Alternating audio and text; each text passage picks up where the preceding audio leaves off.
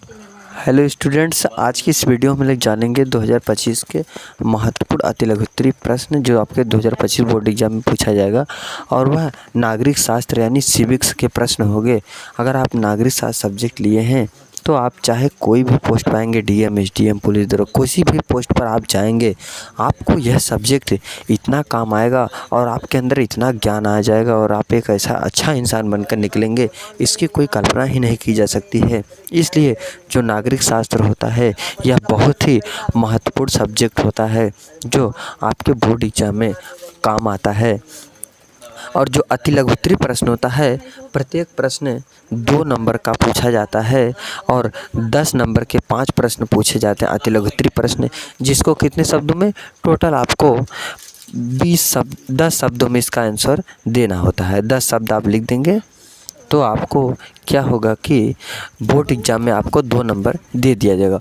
मैं उसी प्रश्न को आपको बताऊंगा जो आपके बोर्ड एग्ज़ाम में पूछा गया है और बार बार पूछे जाते हैं, ताकि आपके बोर्ड एग्ज़ाम में आपको ज़्यादा याद करने से कुछ नहीं होता। याद वही कीजिए जो आपके बोर्ड एग्ज़ाम में पूछा जाए और जो आने की संभावना है। बस आपसे एक ही रिक्वेस्ट है, अगर आप हमारे चैनल पर नए हैं तो चैनल को सब्सक्राइब कीजिए, कमेंट कीजिए वीडियो पर, वीडियो को लाइक कीजिए। इसी तरह का वीडियो हम आपके लिए डेली लाते रहते हैं। तो चलिए, कक्षा 12 का जो आपका नागरिक शास्त्र सिविक्स है उसके महत्वपूर्ण अति लघुत्तरीय प्रश्न नंबर 1 आपका पूछा गया है। 1992 का पृथ्वी सम्मेलन कहाँ आयोजित किया गया था? कह रहा है कि जो 1992 का पृथ्वी सम्मेलन है या इसी को रियो सम्मेलन भी कहा जाता है, 1992 का रियो सम्मेलन या पृथ्वी सम्मेलन कहाँ आयोजित किया गया था?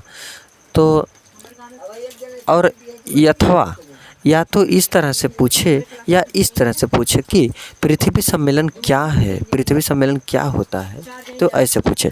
तो दोनों प्रश्न दो तरह से पूछा है, लेकिन इसका उत्तर एक ही होगा। उसका उत्तर क्या होगा?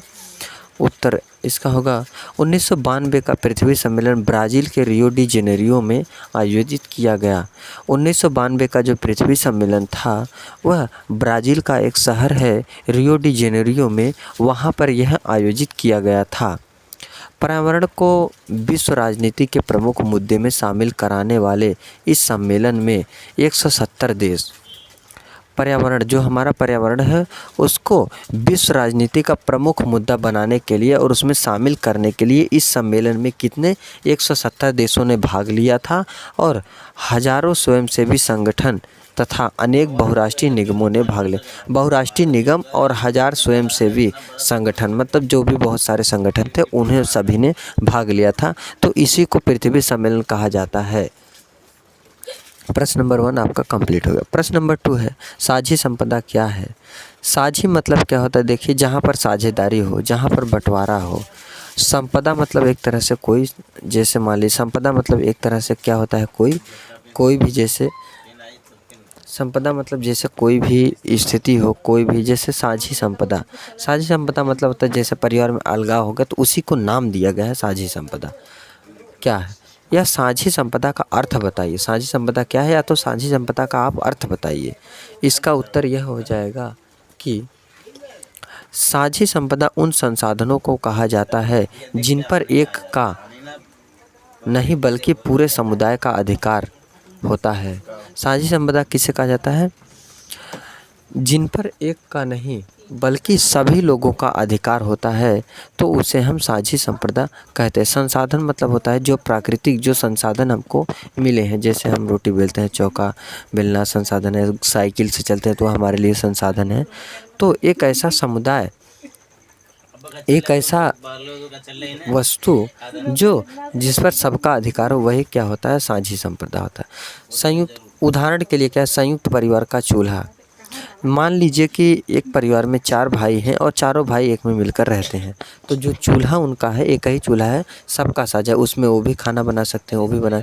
चारागाह मतलब जो चराने का जगह होता है, मैदान, जो भी मैदान होते हैं, मैदान में सभी लोग खेल कूद सकते हैं, जा सकते हैं। कुआं पर सभी लोग, कुआं या नदी आदि साझी संपदा के उदाहरण है। कुआं में देखे सभी लोग पानी भरने जा सकते हैं, नदी में सब लोग नहाने, कोई भी कार्य करने जा सकते हैं। तो यही आपका है साझी संपदा और पृथ्वी सम्मेलन। आपको यह प्रश्न अच्छी तरह से समझ में आएगा जिस तरह से मैं आपको इस प्रश्न को समझाया हूँ।